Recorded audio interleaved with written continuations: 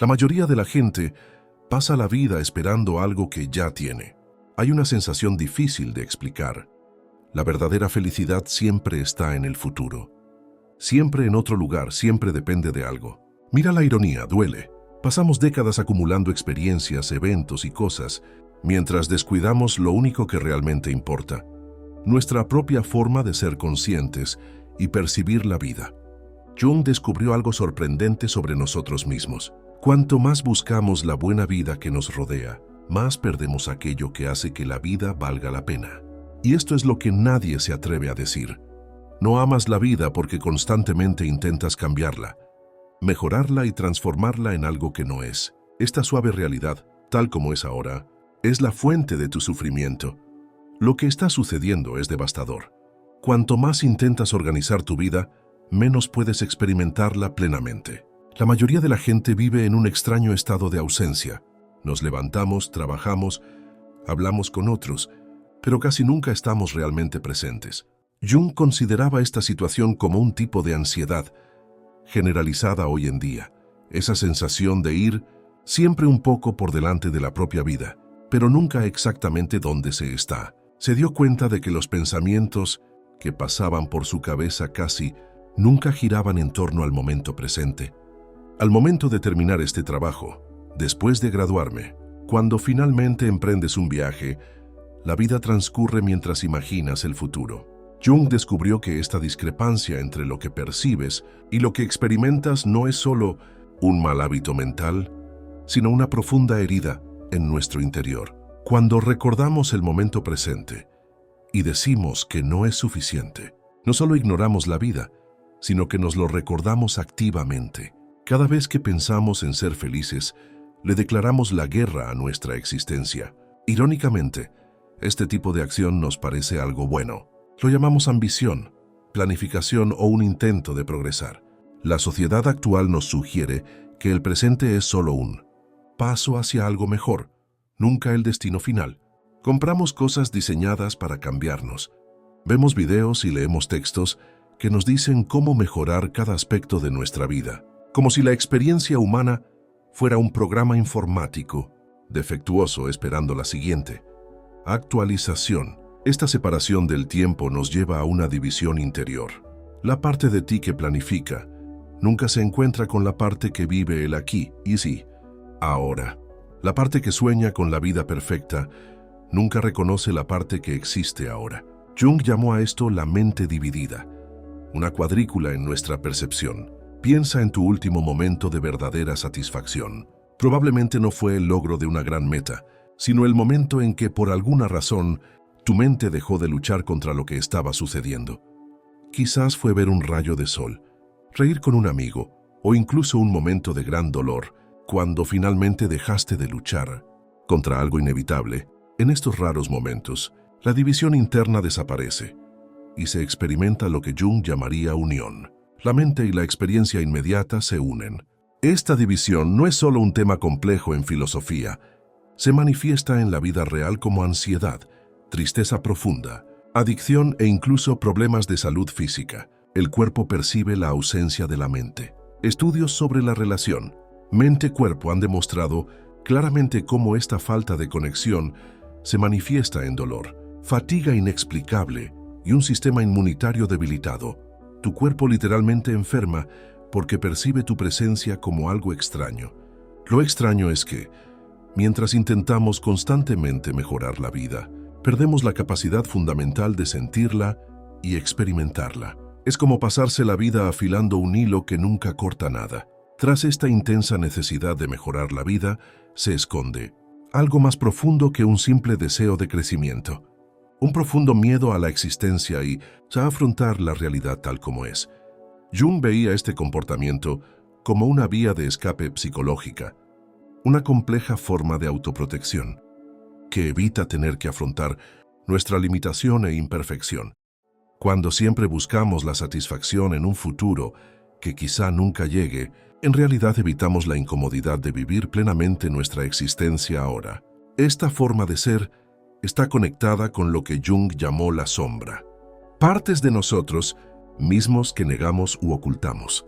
Irónicamente, Cuanto más intentamos perfeccionar nuestras vidas, más negamos esta sombra y más poder tiene sobre nosotros. Por eso, las personas aparentemente exitosas a menudo manifiestan un vacío interior. Han logrado todo lo que debería haberles traído la felicidad plena, solo para descubrir que el vacío los ha seguido hasta la cima. La cultura actual exacerba este tormento al convertir nuestras inseguridades en productos. La industria multimillonaria de la autoayuda prospera no resolviendo problemas existenciales, sino manteniendo la ilusión de que existe una vida mejor. Las redes sociales agravan esta situación al mostrar constantemente vidas aparentemente perfectas, creando la sensación de perderse algo mejor. El famoso FOMO, miedo a perderse algo. La ciencia que estudia nuestro pensamiento. La ciencia cognitiva revela algo inquietante. Debido a su estructura, el cerebro humano no puede experimentar constantemente la felicidad, simplemente comprando cosas nuevas o adquiriendo más. Lo que ocurre es que nos acostumbramos al placer inmediato, una adaptación hedonista que hace que cualquier aumento de placer o satisfacción derivado de cosas externas siempre vuelva a un nivel básico. La mente es una máquina que nunca está completamente satisfecha, un rasgo que nos ayudó a sobrevivir como especie, pero que ahora nos impide ser felices. Jung señaló que esta búsqueda de la perfección es, en esencia, un rechazo a la humanidad. Intentamos superar nuestras limitaciones, nuestras imperfecciones y la realidad de nuestra muerte, no aceptando ni integrando estas partes, sino negándolas con fantasías. Es precisamente esta negación de la realidad la que nos mantiene desconectados e insatisfechos. Consideremos el caso de un paciente tratado por Jung, un ejecutivo exitoso que, a pesar de todo su éxito material, tenía pesadillas repetidas en las que se ahogaba en un océano oscuro. Jung entendió que el océano representaba la parte de su mente que había ocultado, el inconsciente reprimido, todas esas áreas de su vida que había descuidado en su búsqueda del éxito profesional. Ahogarse era una reacción de su mente para compensarlo. Cuanto más ignoramos la vida en su conjunto, más nos apremia la parte oculta de nuestra mente. En nuestro constante afán por mejorar la vida, cometemos un error fundamental. Confundimos la belleza de la vida con los acontecimientos externos. Buscamos en las situaciones lo que solo podemos encontrar en nuestra percepción. Como dijo Jung, quien mira hacia afuera sueña. Quien mira hacia adentro despierta. El verdadero cambio no se produce alterando nuestro entorno, sino modificando radicalmente nuestra forma de ver y afrontar la experiencia actual. Esto no significa conformarse ni permanecer en silencio, sino afrontar plenamente la realidad tal como es. Llegamos ahora a una de las reflexiones más profundas del pensamiento de Jung. El verdadero cambio solo es posible cuando dejamos de esforzarnos tanto por cambiar. Jung lo llamó el principio de sincronicidad, la asombrosa correspondencia entre nuestros estados internos y lo que sucede en el exterior cuando encontramos armonía con el fluir natural de la existencia. Este principio contradice directamente lo que nos enseña nuestra cultura. Desde la infancia, se nos enseña que el progreso solo es posible mediante el esfuerzo, la perseverancia y la superación de la adversidad. Esta mentalidad de conquistador influye en nuestra relación con todo, desde nuestro cuerpo y nuestras emociones hasta nuestras relaciones y nuestro trabajo. Vemos la vida como una serie de obstáculos que superar, problemas que resolver e imperfecciones que corregir. Sin embargo, lo que esta perspectiva no tiene en cuenta es la sabiduría inherente a los sistemas naturales. Observe que un río no lucha contra las rocas, simplemente fluye alrededor de ellas, incorporándolas a su curso. El agua no se desanima ante los obstáculos, se adapta por sí sola y siempre encuentra el camino de menor resistencia. Esto no es solo una idea agradable, sino un principio fundamental que Jung observó tanto en la naturaleza como en la mente humana. Cuando dejamos de resistirnos a la realidad tal como es, sucede algo extraordinario. La mente comienza a organizarse de forma natural en un todo. Jung la llamó la función trascendente, la capacidad natural de la mente para unir cosas aparentemente opuestas y resolver conflictos internos. si simplemente permitimos que el proceso ocurra sin que nuestra voluntad, el ego, interfiera demasiado. Considere la experiencia del duelo. Quienes intentan superarlo rápidamente, ignorarlo o reprimirlo, suelen experimentar problemas psicológicos duraderos. Quienes se permiten vivir plenamente su duelo, experimentan una transformación natural del mismo con el tiempo. El dolor no desaparece, se integra, se convierte en parte de nuestras vidas y a menudo trae consigo una profundidad y la capacidad de desarrollar compasión por los demás que antes no existía. El mismo principio se aplica a nuestros miedos cotidianos. Cuanto más luchamos contra nuestros miedos, más ansiosos nos ponemos. Cuanto más nos cuesta dormir, más nos privamos de él. Cuanto más nos esforzamos por ser aceptados por los demás, menos somos nosotros mismos y menos aceptados somos. La psicología moderna lo denomina efecto rebote o ironía procedimental. Cuando se intenta controlar directamente algo que sucede de forma natural, se acaba impidiendo que suceda. Jung documentó muchos casos en los que los pacientes experimentaron cambios profundos justo cuando dejaron de esforzarse por cambiar. Un caso que ilustra bien esto es el de una mujer que pasó años en terapia para sanar su profunda tristeza.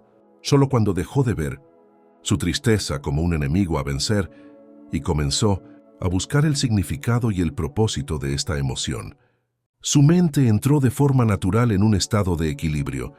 Aceptar plenamente el presente no significa conformarse ni rendirse. Se trata de comprender claramente que la vida no es un problema por resolver, sino una realidad para sentir y vivir. Se trata de comprender que nuestra conciencia, tal como es natural e imperturbable, ya posee todas las cualidades que tanto nos esforzamos por alcanzar: claridad, presencia, paz y plenitud.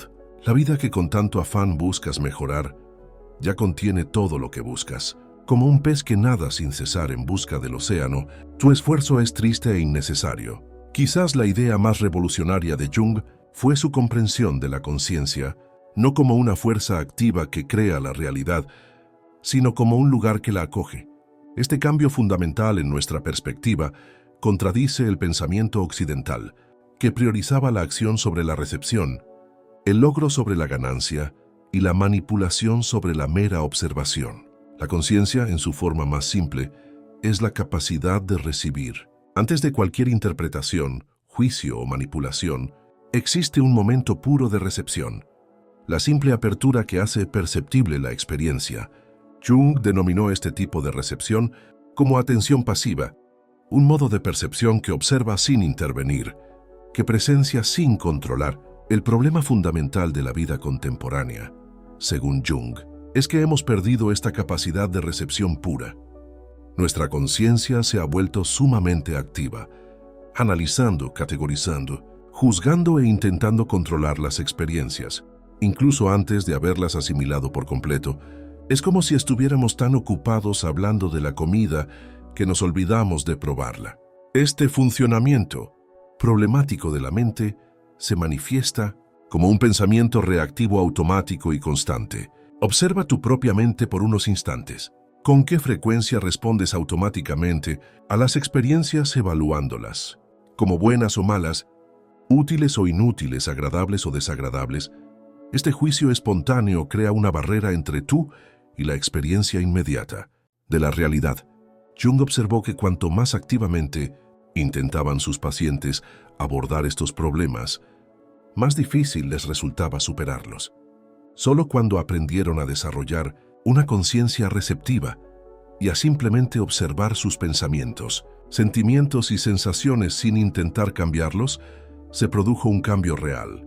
Las investigaciones actuales sobre el cerebro confirman esta observación mediante estudios sobre la meditación y la capacidad del cerebro para modificar la neuroplasticidad. Cuando simplemente observamos nuestros patrones de pensamiento sin juzgarlos, se forman nuevas conexiones cerebrales de forma natural, lo que permite nuevas respuestas. Por el contrario, cuando intentamos activamente suprimir o modificar los pensamientos, a menudo fortalecemos precisamente las partes del cerebro que queremos modificar.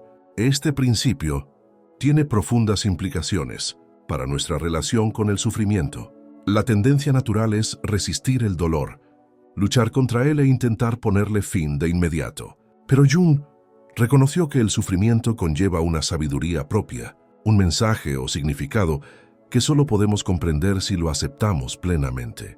Es similar a la fiebre y es el mecanismo de curación del propio cuerpo. Aunque desagradable, cumple una función importante en el proceso de recuperación. Consideremos el miedo constante que prevalece en nuestra sociedad. La forma habitual de afrontarlo es verlo como un enemigo que debe vencerse con medicamentos o técnicas de control. La perspectiva de Jung sugiere algo radicalmente diferente. ¿Qué pasaría si el miedo fuera un mensaje genuino de tu mente, indicando que hay un desequilibrio en tu vida que necesita ser corregido? Al percibir el miedo como un mensajero, en lugar de como algo que te ataca, te permites reconocer su significado y propósito. La práctica de la consciencia no se trata de permanecer en silencio o indiferente. Es una forma de atención muy activa que no interviene demasiado pronto. Es comparable a un científico que observa atentamente un fenómeno antes de formarse una opinión al respecto, o a un médico que escucha atentamente los síntomas antes de iniciar el tratamiento. Jung solía usar la analogía del jardín. En lugar de forzar el crecimiento de las plantas mediante la privación, el jardinero sabio crea las condiciones adecuadas, buena tierra, suficiente agua y suficiente luz, y luego deja que el proceso natural de crecimiento se desarrolle a su propio ritmo. Los cambios psicológicos siguen el mismo principio. La capacidad de percibir la vida conscientemente no es solo una técnica terapéutica, sino el redescubrimiento de nuestra capacidad original de conectar directamente con ella. Significa reconocer que antes de ser pensadores, planificadores o hacedores, somos ante todo testigos, mentes abiertas a través de las cuales se experimenta la vida. La antigua práctica de la alquimia, que interesó profundamente a Jung, ofrece una analogía sorprendente del proceso de cambio mediante la presencia atenta. Los alquimistas no creaban oro a partir de metales básicos mediante una transformación forzada. Crearon las condiciones precisas, temperatura, ambiente y sustancias de apoyo, y luego observaron pacientemente cómo la transformación se producía de forma natural. Jung vio este proceso como un paralelo perfecto al cambio real en nuestro interior. Estar presente, la capacidad de vivir plenamente el aquí y ahora, actúa como el fuego transformador que transforma las experiencias ordinarias en algo extraordinario. No es una técnica ni un plan, sino un estado mental fundamental presente en cada momento. Es lo que los budistas llaman naturaleza de Buda y lo que Jung reconoció como el ser, nuestra verdadera esencia, siempre presente y oculta solo por nuestros hábitos de pensamiento. La profunda paradoja es que esta presencia transformadora se manifiesta sin esfuerzo en la vida cotidiana. Más bien, surge de forma natural cuando dejamos de forzarnos. Es como la superficie de un lago, naturalmente tranquila y reflexiva si no se altera. La claridad mental no es algo que creamos, sino algo que exhibimos cuando permitimos que la inquietud mental se asiente. En el cerebro, esto corresponde a un cambio de la divagación mental y la preocupación constante a un estado de atención, abierta y atenta. Estudios de neuroimagen muestran que este cambio se asocia con la activación de áreas cerebrales responsables de la integración de las emociones, una perspectiva más amplia y una sensación de bienestar. Lo que las personas han sentido durante milenios en su búsqueda de sabiduría espiritual ahora está siendo confirmado por la ciencia. Nuestra mente natural es inherentemente pacífica e integrada cuando no se ve perturbada por la interferencia constante de pensamientos reactivos. Jung observó en su consulta que muchos problemas psicológicos no se deben a traumas específicos, sino a una persistente falta de conexión con la experiencia directa, el llamado desapego de la consciencia. Los pacientes estaban tan absortos en las historias que se contaban sobre sus vidas que perdían el contacto con la experiencia real. La sanación no se logró inventando una historia mejor, sino conectando directamente con la realidad presente. Haz una prueba sencilla. La próxima vez que sientas una emoción difícil, como miedo o tristeza, simplemente centra toda tu atención en las sensaciones físicas asociadas, en lugar de intentar cambiarlas o comprenderlas de inmediato. Observa en qué parte de tu cuerpo sientes la emoción, sus características, su peso, su apariencia, cómo se mueve y cómo se siente. Sin narrativa mental, sin análisis, solo conciencia pura. Muchos descubren que la emoción cambia naturalmente al observarla de esta manera, no porque haya sido manipulada, sino porque ha sido completamente absorbida por la mente. Esta forma de afrontar las experiencias sin sumergirnos en ellas contradice nuestra cultura de control y el deseo de optimizarlo todo. Nos han enseñado que un mayor esfuerzo siempre produce mejores resultados, pero la alquimia de la presencia revela un principio diferente. Para ciertos tipos de cambio, especialmente aquellos que afectan nuestro estado interior, una menor interferencia suele generar cambios más profundos y duraderos. Jung documentó varios casos de pacientes que experimentaron importantes revelaciones y cambios significativos, no mediante un análisis o tratamiento exhaustivo, sino mediante momentos de simple presencia atenta. Un paciente con ansiedad social persistente relató que la ansiedad desapareció por sí, sola cuando en un momento de miedo particularmente intenso, simplemente dejó de resistirse y se entregó por completo a la sensación de pánico. Al dejar de resistirse, descubrió que la base de la ansiedad era una construcción mental que no soportaba ser observada con atención plena. La presencia transformadora no se trata de escapar de la realidad, sino de sumergirse en ella a fondo.